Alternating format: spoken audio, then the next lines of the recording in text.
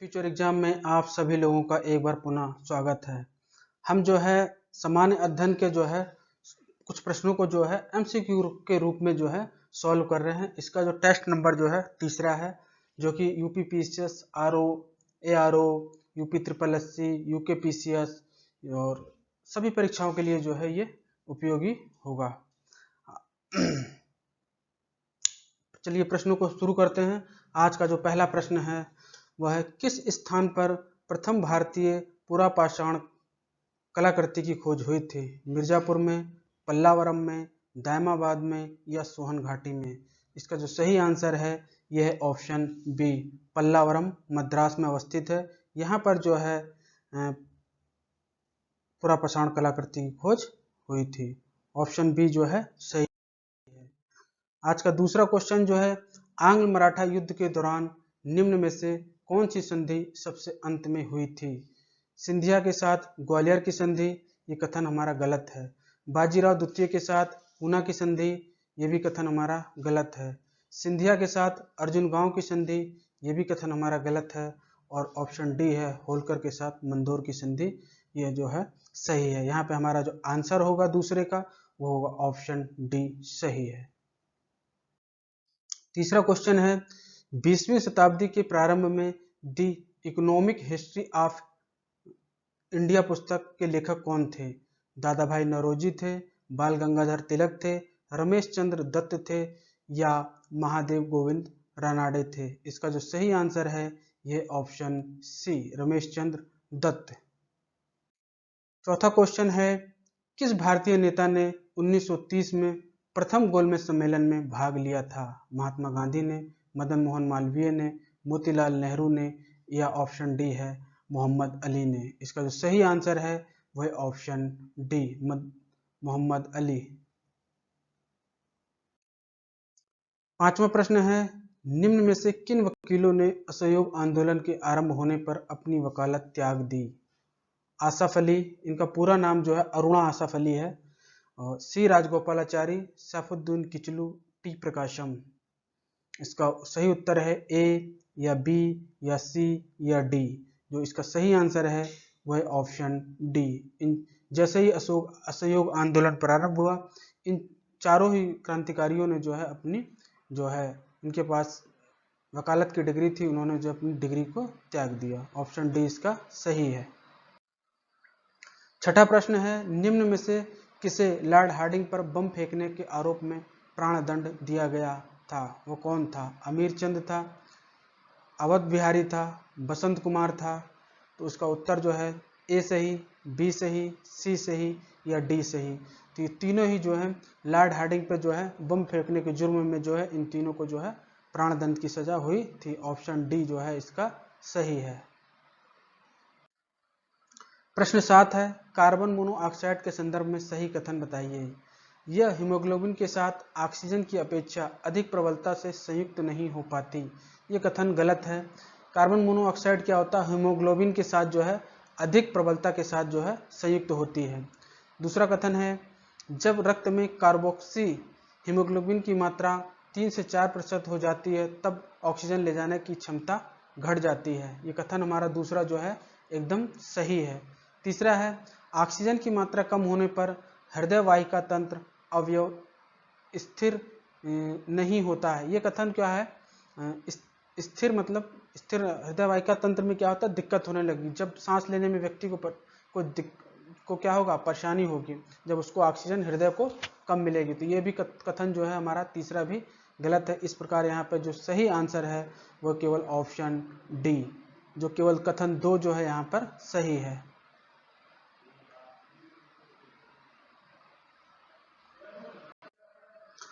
8वां प्रश्न है, अशोक के अभिलेखों में किस एकमात्र लेखक का परिचय मिलता है?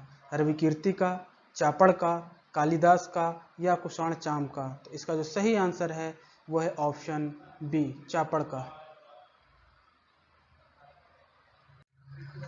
प्रश्न 9 है, हेलियोडोरस किसकी राज्यसभा में एक राजदूत के रूप में था? भागभद्र के, बिंदुसार के, रुद्रदमन के या चंद्रगुप्त मौर्य के? तो जो ये है भागभद्र के जो है इसका ऑप्शन जो है ऑप्शन ए है भागभद्र। प्रश्न 10 है, निम्न में से चेरों का प्रतीक चिन्ह बताइए। बाघ था, हाथी था, धनुष था या छिपकली था। तो इसका जो है 3 राज्य हमें दक्षिणी भारत में मिलते हैं। चेर पश्चिमी घाट पे हैं, चोल पूर्वी घाट पे हैं और पांड्य जो है चोल और चेरों के बीच में जो है जहाँ कन्याकुमारी है वहाँ पर हैं। तो इसका जो सही आंसर है वो ऑप्शन सी धनुष। आज का 11वां क्वेश्चन जो है, मंदसौर अभिलेख का लेखक कौन था। हरिसेन था, रविकीर्ति था, वत्स भट्ट था या वीरसेन था। इसका जो सही आंसर है वह ऑप्शन सी वत्स भट्ट। प्रश्न 12 है, श्रीवर ने किस भाषा में 350 पुस्तकों के उद्धारणकों की चयनिका संकलित की। तेलुगु भाषा की, मराठी की, कश्मीरी की या संस्कृत की। तो इसका जो सही आंसर है वह ऑप्शन डी संस्कृत। प्रश्न 13 है, निम्न में से किसने औरंगजेब के शासनकाल में व्यंग्य काव्य की रचना की। मुल्ला दाऊद ने, कजवीनी ने, जाफर जटल्ली ने या ऑप्शन डी है आलमगीर ने। तो इसका जो सही आंसर है वह ऑप्शन सी जाफर जटल्ली। प्रश्न 14 है, निम्न में से कौन सा पदार्थ गर्म करने पर ठोस अवस्था से सीधे गैस अवस्था में परिवर्तित हो जाता है। अमोनियम क्लोराइड, नाइट्रिक अम्ल, सोडियम क्लोराइड या ऑप्शन डी है पोटेशियम। तो इसका जो सही आंसर है वो है ऑप्शन ए अमोनियम क्लोराइड। निम्न में से कौन सा एक दृश्य विख्यात मामल्लपुरम स्थल पर उत्कीर्ण नहीं है। किरात के छद्म वेश में शिव, गंगावतरण, द्रौपदी का चीरहरण या ऑप्शन डी है अर्जुन की तपस्या। तो इसका जो सही आंसर है वह ऑप्शन सी द्रौपदी का चीरहरण। प्रश्न 16 है, चरखे का उल्लेख सर्वप्रथम किस पुस्तक में मिलता है। फुतुह सलातीना में, तुगलकनामा में, मृगावती में या ऑप्शन डी है मुंतखाब उल तवारिख है। यहाँ पे थोड़ा सा उसने टाइपिंग मिस्टेक किया, तवारिख है। तो इसका जो सही आंसर है ये ऑप्शन ए फुतुह सलातीना जो है ये इसामी की पुस्तक है।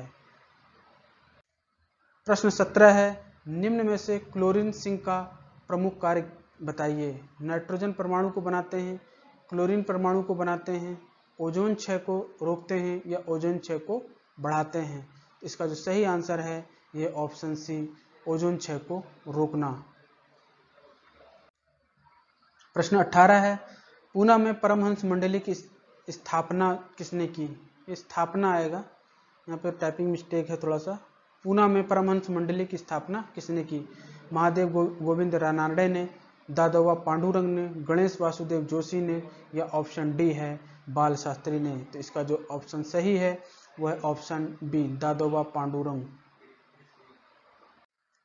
प्रश्न 19 है, निम्न में से कौन सा सही है। प्रकाश किरण को फैलाना टिंडल प्रभाव नहीं कहा जाता। ये जो है कथन एक जो है ये गलत है, क्योंकि जब सूर्य की किरणें क्या होती हैं, किसी एक कमरे से आपने देखा जब सूर्य की किरणें आती हैं कहीं से अगर उसे थोड़ा सा भी छिद्र मिलता है तो क्या करती है, उस प्रकाश की किरण जो है कमरे में प्रवेश कर जाती है। ठीक है, उसको टिंडन प्रभाव कहा जाता है।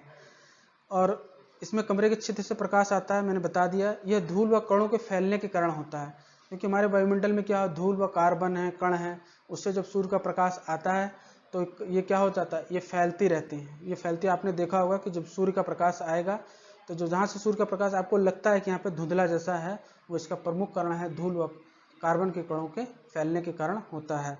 तो उपयुक्त में से इसका जो सही आंसर है वह कथन एक इसका गलत है।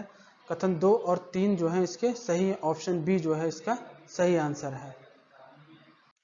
आज का आखिरी क्वेश्चन है 20वां, निम्न से कौन सा सही है। अपकेंद्रन यंत्र से दूध से क्रीम को पृथक किया जाता है। देखा होगा आप लोगों ने जो है क्रीम को किस प्रकार से निकाला जाता है दूध से। जब से तेजी से घुमाया जाता है तब भारी कण ऊपर आ जाते हैं। ये कथन जो है, दूसरा कथन जो है गलत है। क्यों? क्योंकि जब हम तेजी से घुमाते हैं जो भी भारी कण होंगे वो क्या होंगे, सतह के नीचे चले जाएंगे, इसलिए कथन दूसरा जो है ये गलत है। और हल्के कण क्या होते हैं, ऊपर आ जाते हैं। ये कथन हमारा सही है। तो इसका जो सही आंसर है वह ऑप्शन 1 और 3 जो है इसका सही है। ये जो हमारे 20 प्रश्नों की श्रृंखला जो है PCS RO और अन्य सभी स्टेटों के जो है एग्ज़ाम जो हो रहे हैं उनके लिए श्रृंखला जारी रहेगी। आप लोगों को मेरा ये वीडियो कैसा लगा? अगर आपको ये वीडियो मेरा पसंद आया तो इसे लाइक कीजिए, सब्सक्राइब कीजिए और जो है इसे जो है ग्रुप में भेजिए। Thank you so much.